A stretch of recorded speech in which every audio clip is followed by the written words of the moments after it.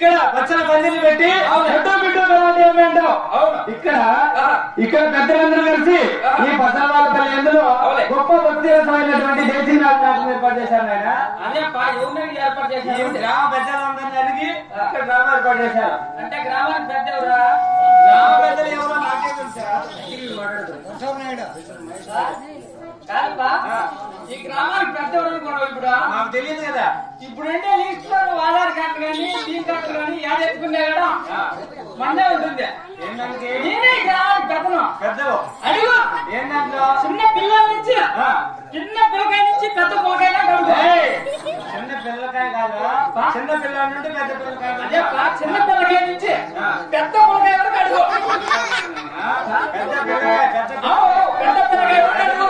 చిన్న బిడ్డ నుండి పెద్ద బిడ్డ వరకు అడుగుకుంటున్నావు. ఎవరు అడిగినా కూడా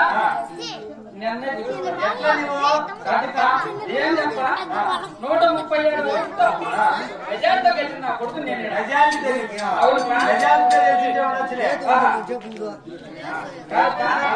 ఇక్కడ ఏం ఏర్పాటు చేసింది బుజ్జా కూటం కదా. ఇక్కడ డ్రామా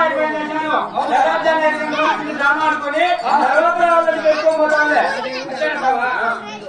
అంటే తెలంగాణ 5 వరకే డ్రామా ఏర్పాటు చేశారు కాబట్టి పెద్దలందరూ కలిసి ఇక్కడ తెలంగాణ 5 గంటల వరకు డ్రామా ఆడుకొని తర్వాత వాళ్ళని పెట్టుకోబోతాం.